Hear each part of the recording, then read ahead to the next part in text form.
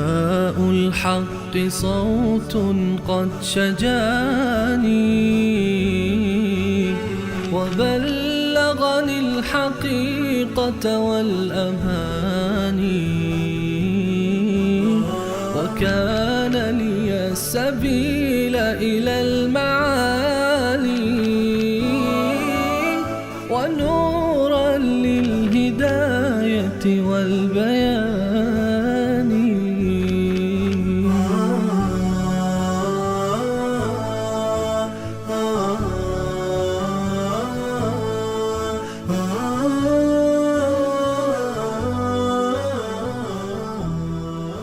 بسم الله الرحمن الرحیم. اللهم صل علی محمد و علی آل محمد کما صلیت علی ابراهیم و علی آل ابراهیم انک حمید مجید و بارک علی محمد و علی آل محمد کما بارکت علی ابراهیم و علی آل ابراهیم انک حمید مجید.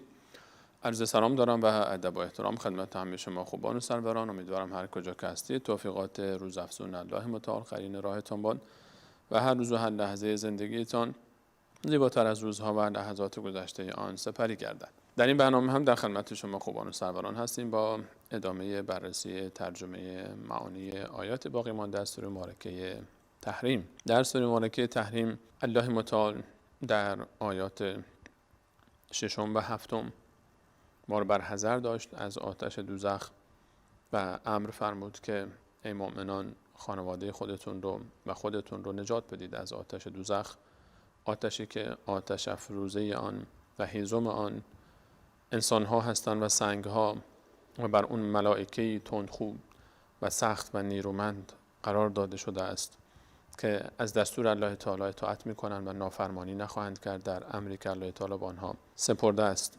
در ادامه در آیه 8 آخرین ندایی که به اهل ایمان در قرآن کریم ذکر شده است رو داریم. آیه 8 سوره مبارکه تحریم در پایان جزء 28 قرآن کریم آخرین ندایی که به اهل ایمان است، یعنی آخرین یا ایها الذین آمنو در قرآن کریم در آیه 8 سوره مبارکه تحریم ذکر شده است. در این آیه و در ادامه این سوره می‌خوانیم که الله متعال می‌فرماید اعوذ بالله من الشیطان الرجیم یا ایها الذین آمنو. این آخرین ندای اهل ایمان در قرآن است. ای کسانی که ایمان آورده اید. آخرین خطاب به مؤمنین در قرآن. توبوا الی الله توبة نصوحا. توبه بکنید، برگردید به سمت الله متعال، توبه جانانه، توبه نصوح، توبه خالصانه به سمت الله تعالی توبه بکنید و برگردید. آخرین درخواست الله متعال و ندای الله متعال از مؤمنان توبه است و بازگشت به الله متعال. توبه ای که خالصانه باشه و جانانه باشه. توبه جانانه، توبه خالصانه، توبه حقیقی توبه است که چند تا شرط داشته باشه. توبه ای که انسان قبل از مرگ بکنه، چون در لحظه مرگ پذیرفته نیست. حتی فرعون هم در اون لحظه گفت ایمان میارم به خدایی که بنی اسرائیل و موسی بهش ایمان آوردن. توبه باید قبل از مرگ باشه و قبل از روز قیامت. توبه لحظه مرگ قبول نیست. این شرط اول. شرط دوم این هست که انسان وقتی که توبه میکنه اول الله متعال یاد بکنه ذکر الله والذین اذا فعلوا فاحشة. الله متعال میفرماید از صفات متقین این است که وقتی فاحشه و گناه بزرگی رو انجام میدن ذکر الله، یاد الله متعال بیفته، الله متعال رو بیاد بیاره و استغفار بکن. فاستغفروا لذنوبهم. استغفار از گناه، استغفار با تمام وجود از گناه. فاستغفروا لذنوبهم و من یغفر الذنوب الا الله. کی غیر از الله تعالی است که گناهان رو ببخشه؟ یکی استغفار از گناهان با این اعتقاد که فقط الله تعالی است که گناهان رو میبخشه. و دوم ولم یصروا علی ما فعلوا و هم یعلمون. عدم اصرار بر آنچه که انسان در گذشته انجام داده است. هر وقت انسان توبه میکنه باید عزمش رو جزم بکنه که دیگه تکرار نمیکنم، ولو این که تکرار بشه، ولو این که دوباره زمین بخوره. این که انسان گناه بکنه مهم نیست. مهم اینه که تو بعد از گناه چه انسانی هستی. انسان گناه میکنه، طبیعت انسان است، طبیعت زندگی است. میدان مبارزه بین انسان و شیطان، فرزندان آدم و فرزندان شیطان با هم درگیرن. در این جنگ انسان احیانا گناه میکنه. این که گناه بکنه اونقدر مهم نیست. اینکه بعد از گناه چه انسانی است این مهمه. تو بعد از گناه کجا خواهی بود؟ آیا توبه میکنی و برمیگردی؟ اینکه این لباس کثیف بشه طبیعیه، کثیف میشه. این لباس سفید کثیف میشه. این مهم نیست که کثیف بشه یا نشه، میشه، طبیعیه که میشه. طبیعت این لباس است. مهم اینه که بعد از اینکه کثیف شد من چه تعاملی دارم و برخوردی با این لباس. من چه کار میکنم وقتی کثیف شد؟ آیا میشورمش دوباره تمیزش میکنم یا نه میگذارم همینطوری پشت سرم کثیف بشه و بگنده و بوی تفونش همه جا رو بگیره و باز همین لباس رو به تن دارم هنوز؟ نه، کثیف میشه، در میارم و میشورم و باز کثیف میشه و باز در میارم و باز میشورم و هر بارم تمیز میشورم و هر بار هم دقت میکنم که کثیف نشه و اگر کثیف شد دوباره تمیزش میکنم. و لباس التقوی ذلک خیر. لباس تقوا هم این گونه است، بهتر از این لباس است. اگر لکه روش افتاد بعد دوباره شستش، باید تمیزش کرد. با اشک چشم باید لباس تقوا رو شست. با اشک ندامت و اشک توبه باید لباس تقوا رو شست و توبه کرد و برگشت و اصلاح کرد و دوباره اگر انسان زمین خورد دوباره بلند میشه و دوباره میشوره. و توبه شرط دیگری هم داره که اگر حق انسانی برگردن انسان است باید حق اونها رو در همین دنیا یا پس بده یا حلالیت بطلبه. و اگر نمیتونه که حلالیت بطلبه و نیستن یا مردن یا انسان کاری کرده که روش نمیشه بگه، شاید بدتر میشه. پشت سر کسی کاری کرده که ضربه خورده، اگه بهش بگه که حلالیت بخواد بطلبه شاید جنگ ایجاد بشه. در همچین مواردی دعای خیر بکنه براش، انقدر دعا بکنه تا احساس بکنه حقش ادا شده. یا انسانی که حقی گردن انسان داره و مرده برای او دعای خیر بکنه. اینها توبه جانانه است. شرایط توبه جانانه. آخرین ندای قرآن نسبت به اهل ایمان این است که توبه بکنید. یا ایها الذین آمنوا توبوا الی الله توبة نصوحا عسى ربکم ان یکفر عنکم سیئاتکم. باشد تا بر اساس این توبه شما الله تعالی تمام گناهان شما رو ببخشید. و یدخلکم جنات تجری من تحتها الانهار. و شما رو داخل بکنه در باغهایی از جنت، بهشت، که در فرودست آن، از پایین دست آن، از زیر کاخهای آن نهرها جاری است. یوم لا یخزی الله النبی والذین آمنوا معه. آن روزی که الله تعالی خوار نخواهد کرد پیامبرش و کسانی که با او بودند، صحابه، پیروان صحابه و کسانی که راه آنها را پیش میبرند. الله تعالی اونها را خوار نخواهد کرد. یوم لا یخزی الله النبی. الله متعال پیامبرش و مؤمنان رو خوار نخواهد کرد. یوم لا یخزی الله النبی والذین آمنوا معه نورهم یسعی بین ایدیهم و بایمانهم. نورشون پیش روی اونها، نور ایمان اونها پیش روی اونها و سمت راست اونها روشن میکنه مسیر اونها رو و این نور میشه تا به پیش اونها تا مسیرشون در روز قیامت در صحرای محشر بر پل صراط مشخص باشه. یقولون ربنا اتمم لنا نورنا. میگوین بار الله این نور ما رو کامل بکن. وقتی میبینن منافقین می آین و نورشون خاموش میشه، اینها از الله متعال میخوان که نور رو نگه داره تا مسیر خودشون رو به جنت پیدا کنن. اتمم لنا نورنا واغفر لنا. بار الله ما رو ببخش. انک علی کل شیء قدیر. تو بر هر چیزی قادری. در این دنیا هم اینها دعا میکنن. اتمم لنا نورنا. نور ایمان رو برای ما کامل گردان و ما رو ببخش. انک علی کل شیء قدیر. تو بر هر چیزی قادر هستی. این تعامل الله تعالی با انسان‌های مؤمن است، با انسان‌هایی که در ایمانشون صادقند، نه با کسانی که ادعای ایمان دارن اما مؤمن نیستن، منافقن. اونها رو الله متعال با اونها جور دیگری رفتار میکنه. اونها رو الله متعال در همین دنیا خوار و ذلیل میکنه قبل از آخرت و به پیامبرش امر میکنه یا ایها النبی، ای پیامبر من، جاهد الکفار والمنافقین. با کفار به جهاد بپرداز با شمشیر، و منافقین و همچنین با منافقین جهاد شمشیر، جهاد دست، جهاد زبان با دعوت و جهاد با قلم، با نوشته ها. جهاد عرصه های مختلفی داره. با دشمنان باید با همه اینها وارد جنگ شد.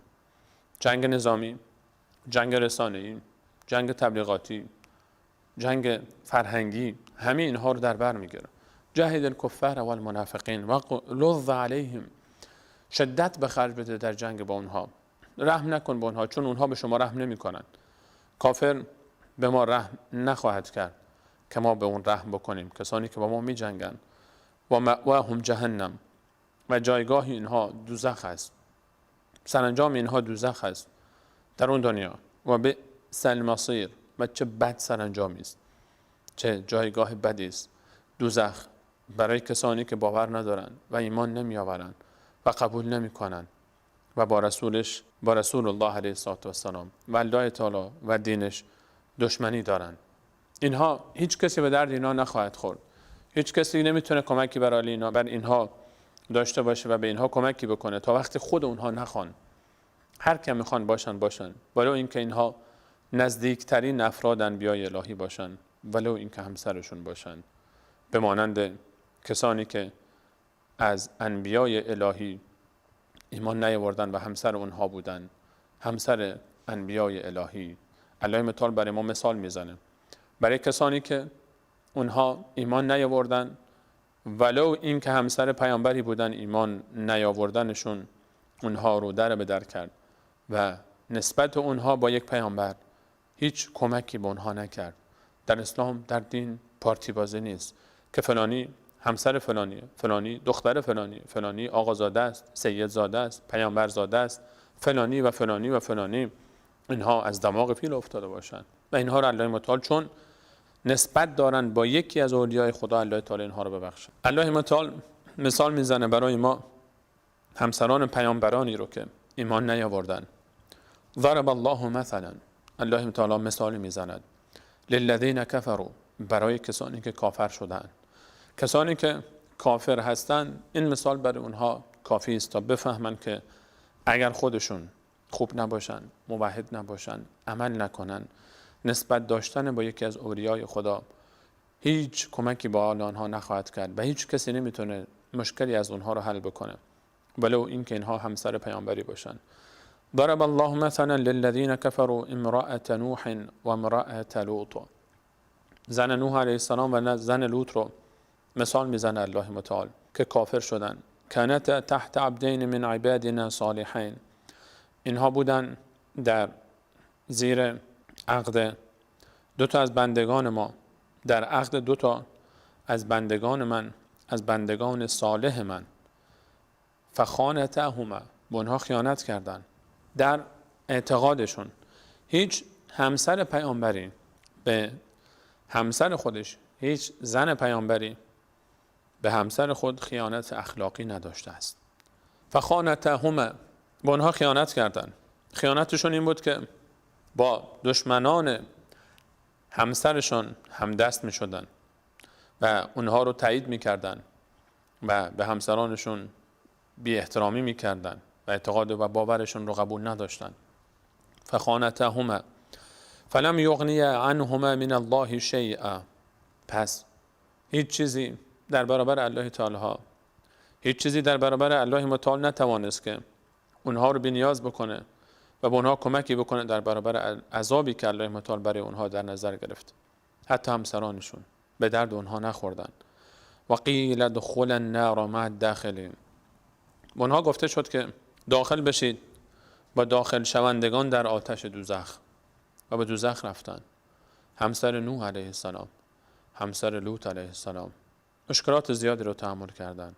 انبیای الهی همسرشون کافر، مشرک، ایمان نیاوردن و هیچ کاری هم نتونستن بکنن و هلاک شدن در این دنیا در عذاب الهی و در اون دنیا هم در دوزخ هستن.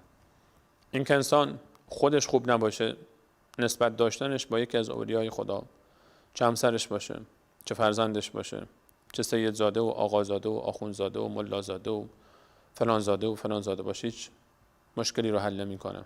نوح علیه السلام همسرش ایمان نیاورد، فرزندش هم ایمان نیاورد، هر دو تا از بین رفتن. فما امن معه الا قلیل، کسانی هم که به او ایمان آوردن بسیار اندک بودن. برخی گفتن 40 نفر هم نمی شدن در طول 1000 سال، یعنی هر 25 سال یک نفر. اما با این وجود نوح علیه السلام خودش، الله متعال میفرماید انه کان عبدا شکورا، بنده شکرگزاری بود. شکرگزاری و اینکه بنده انسان بنده شکوری باشه و شکرگزاری هیچ ربطی به شرایط زندگی انسان نداره. همسرش کافر، هلاک شد فرزندش کافر، هلاک شد در 1000 سال دعوت فقط 40 نفر به ایمان آوردن، اما شکرگزار نعمت‌های الله تعالی است. انه کان عبدا شکورا. نوح علیه السلام لحظه ای از عبادت الله متعال کوتاه نیامد و لحظه دست بر نداشت و هیچ وقت بنده ناسپاس و ناشاکری نبود. همان گونه این که نقطه مقابلش اینها درس هاست. همه احیانا توی مسلمان همسرت راه ناسازگاری برمیداره، نمیخواد با تو راه بیاد، حتی فرزندت، تو تلاشت رو بکن، وظیفت رو انجام بده. الله متعال بیشتر از تاب و توان تو از تو نمیخواد. و احیانا شوهر انسان بد است. اینکه شوهر بده یا زن بده دلیل نمیشه که تو هم بد باشی، ولی اون که هر کی میخوای باشی باش. ولی اون که شوهر توی خواهری که گله میکنی که شوهر من نمیگذاره من حجاب بکنم، من عبادت بکنم، من بنده خوبی باشم، به من میگه لباسهای آنچنانی بپوش، میگه در محفل‌های عروسی‌هایی که زن و مرد قاطی هستن بیا و برقص و فلان و فلان. ولی این که همسر تو فرعون باشه باید الگوی تو آسیه باشه و از او یاد بگیری. و ضرب الله مثلا، الله تعالی مثال میزنه للذین آمنوا، برای مؤمنان، مثالی برای اهل ایمان، الگو معرفی میکنه. الله متعال برای مؤمنان یک الگو معرفی میکنه، یک شخصیت فرهیخته که انسان در برابر عظمتش واقعا متحیر میشه. این انسان عظیم. ضرب الله مثلا و ضرب الله مثلا للذین آمنوا، و الله متعال مثال میزنه برای مؤمنان. امرأة فرعون، زن فرعون، اسمش رو ذکر نکرد الله متعال، نفرمود آسیه. رسول الله علیه السلام فرمود نامش آسیه است. زن فرعونی که دشمن موسی علیه السلام بود، فرعونی که ادعای خدایی میکرد، میگفت انا ربکم الاعلی الیس لی ملک مصر و هذه الانهار تجری من تحتی. آیا من مالک مصر و پادشاه مصر نیستم و این نهرها از زیر پای من جاری نیستند؟ اون انسان مغرور متکبری که کسی جرأت نداشت در برابر او حرفی بزنه، مردم رو به عبادت خود فرا میخواند، خود رو خدای مردم میدونست و اونها رو به پرستش خود دعوت کرده بود. این انسان همسری داشت به نام آسیه به موسی علیه السلام ایمان آورد. ایمان آسیه به موسی علیه السلام بر فرعون گران آمد. تحمل نکرد، از او خواست که دست برداره از این کارش، بر نداشت. او رو تهدید کرد، فایده نکرد. آخر او رو شروع کرد به شکنجه و عذاب و او رو در داخل قصرش به میخ بست، به 4 میخ بست و شروع کرد به عذاب کردن. تن انسان میلرزه وقتی تصور کنی در داخل قصر مصر، ملکه مصر، ملکه عالم، آسیه در زمان خود ملکه روی زمین بود، ملکه مصر، بزرگترین زن مصر، ثروتمندترین زن مصر، قدرتمندترین زن مصر، شناخته ترین زن مصر، شناخته شده ترین زن مصر بود. این زن که محبوب فرعون بود ایمان آورد و همه اینها رو پشت کرد بهش. میدونست که ایمانش به موسی علیه السلام یعنی دشمنی فرعون، یعنی از دست دادن ثروت، قدرت، عزت، شوکت، کاخ، نوکر و خدم و حشم و هر آن نعمتی که اونجا داشت. اما اینها رو نپذیرفت، اما اینها رو قبول نکرد، اینها رو همه رو ول کرد. ملکه مصر، زن زمانه خود بود، معروفترین و مشهورترین زن زمان خود و ثروتمندترینش، ایمان آورده. زن فرعون، الله متعال نفرمود آسیه، فرمود زن فرعون، چون فرعون رو همه میشناسن. وقتی زن فرعونه یعنی خیلی بحث مهم است، یعنی ملکه مصر، یعنی زن بزرگترین طاغوت تاریخ، ثروتمندترین زن زمانه خودش. همه اینها در معنای زن فرعون نهفته است. این انسان ایمان آورد، شوهرش او رو به میخ بست و داره عذاب میکنه در داخل قصر. کنیزها در این قصر آزادن، کنیزهای آسیه، اما آسیه که صاحب قصر است داره عذاب میشه و شکنجه میشه و داره شهید میشه در زیر شکنجه های همسر ظالمش فرعون به دست همسرش. اما کوتاه نیامد، در آخرین لحظات فرمود رب ابن لی عندك بیتا فی الجنه، بار الها برای من خانه بنا کن نزد خود در جنت. فرمود رب ابن لی عندك بیتا فی الجنه، بار الها بنا کن برای من، رب ابن لی بنا کن برای من، عندك نزد خودت بیتن خانه، فی الجنه در جنت، و نجنی من فرعون و عمله، من رو نجات بده از فرعون و از عمل فرعون، هم اعلان بیزاری از خودش و هم از ظلم ظالمین، و نجنی من القوم الظالمین، و از این قوم ظالم منو نجات بده. همه چی داره در دنیا، قدرت، ثروت، شهرت، هر چی بخواد داره، اما میدونه که همه اینا از بین رفته نیست. میدونه که این ملک و این قدرت به کسی وفا نکرده که به او وفا بکنه، و اعلان بیزاری میکنه از فرعون و ظلم فرعون و اعتقاد فرعون و همه فرعونیان. خدای من بیزارم از همه اینها. اعلان بیزاری از ظلم و شرک. خیلی بده که انسان از ظالمان حمایت بکنه. چقدر بده که انسان در خانه نشسته و ظالمی خون میریزه و ستم میکنه و شکنجه میکنه دیگران رو، مفت این داره خودش رو در گناه اون شریک میکنه. فلانی خیلی آدم خوبیه، آفرینش، و نمیدونه که با این جمله خودش تمام گناهان قتل و ظلم و ستم او رو برای خود هم نوشته در پرونده اعمالش، و روز قیامت این هم باید بمانند و اون حساب پس بده. این جمله آسیه درس داره برای من تو. اعلان بیزاری کن از ظالمان، حمایت نکن. حداقل چرا برخی حمایت میکنن از ظالم؟ حداقلش اینه که اعلان بیزاری اگر نمیتونی بکنی حمایت نکن. آسیه اعلان بیزاری میکنه، خدای من از این فرعون بیزارم، از اعتقادش، از کارش، از خودش و از قومش، من رو نجات بده. پیش خودت ببر. خانه ای میخوام. قبل از این که بگه خانه ای میخوام فرمود پیش خودت، رب ابن لی عندک، پیش خودت برای من خانه ای بنا کن. معیت تو رو میخوام، این مهمه که پیش تو باشم در جنت. و نجنی من فرعون و عمله و نجنی من القوم الظالمین، از این فرعون و اعتقادش و عملش من رو نجات بده. و رسول الله علیه السلام فرمود که قبل از این که چشمانش از این دنیا بسته بشه قصر خود رو در جنت دید، و رسول الله علیه السلام در شب معراج هم قصر او رو در جنت دید. این زنی است که درباره‌اش هر چقدر صحبت بکنیم انسان درباره عظمتش متحیر است. زنی که ملکه مصر است، پادشاه زمانه خودش است، هر کاری بخواد میتونه بکنه، اما ایمان میاره به موسی، به پسرخوانده‌اش، پسری که او رو از بچگی بزرگ کرده بود، پسرخوانده او بود، و میدونه که ایمان بیاره کشته میشه، اما ایمان میاره. ایمانی که به قیمت کشته شدن بود، ایمانی که در مقابل این ایمان قصر هاست، ثروت هاست، شهرت. این ایمان ارزش داره. اینه که الگو میشه برای مؤمنان. و ضرب الله مثلا للذین آمنوا امرأة فرعون، و دعای او انقدر زیباست که الله متعال این دعا رو برای ما ذکر میکنه. رب ابن لی عندك بیتا فی الجنه و نجنی من فرعون و عمله و نجنی من القوم الظالمین. زنی که شوهرش بسیار بد بود اما خودش الگوی مؤمنان قرار گرفت.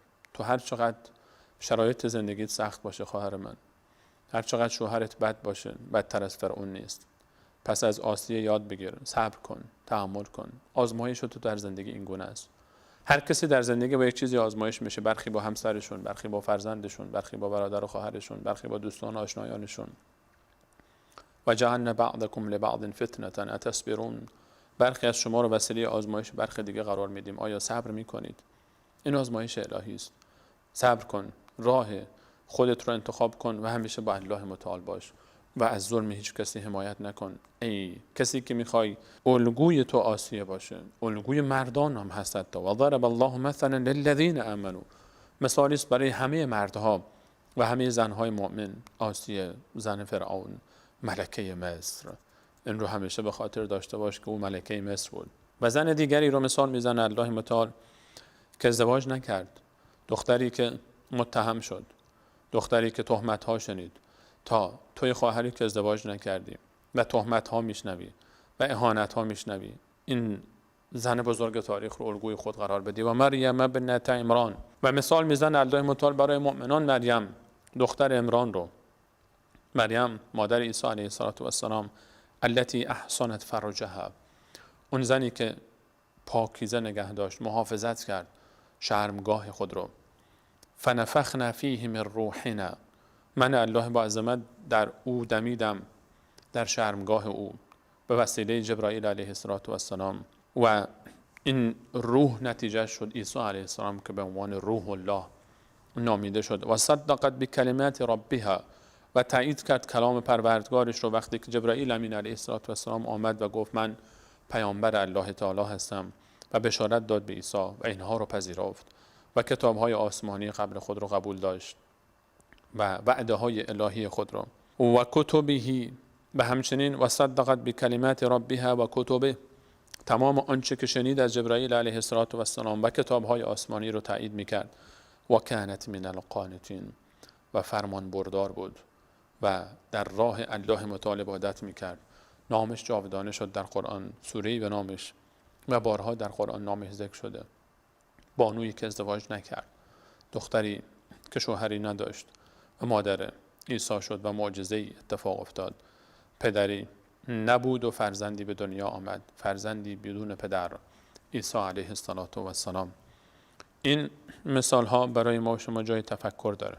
4 تا زن رو الله متعال مثال زد برای مؤمنان و برای کفار. 2 تا زن برای کفار، زن نوح و لوط، زن پیامبران الهی که به دوزخ رفتن و هیچ کمکی به اونها نکرد همسرانشون چون خودشون خوب نبودن.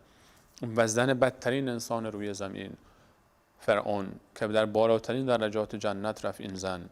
و همچنین زنی که شوهری نداشت، مریم دختر عمران مادر عیسی علیه السلام، تا الگویی باشه برای من و شما و یاد بگیریم از اینها که شرایط زندگی تو هر چقدر بد باشه و سخت باشه، همسر داشته باشی یا نداشته باشی، همسرت خوب باشه یا بد باشه، چه مردش چه زنش، تو باید خودت خوب باشی، تو باید صبور باشی، تو باید بنده خوبی پیش الله متعال باشی و راه خودت رو پیش ببری. فراموش نکن اگر زنت بده مثل نوح علیه السلام بنده شکوری باش، تلاشت رو بکن. اگر شوهرت بده از آسیه الگو بگیر و اگر شوهری نداری هم مریم رو الگوی خودت قرار بده تا الله متعال تو رو موفق و پیروز و سربلند در دنیا و آخرت داشته باش. از اینکه تا این لحظه برنامه خودتون رو یاری کردید از شما سپاسگزارم و همه شما عزیزان رو به الله متعال میسپارم. الله یار و نگهدارتان. السلام علیکم و رحمت الله و برکاته.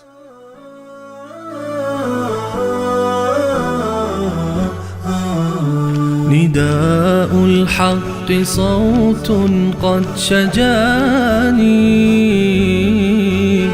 وبلغني الحقيقة والأماني وكان لي السبيل إلى المعالي.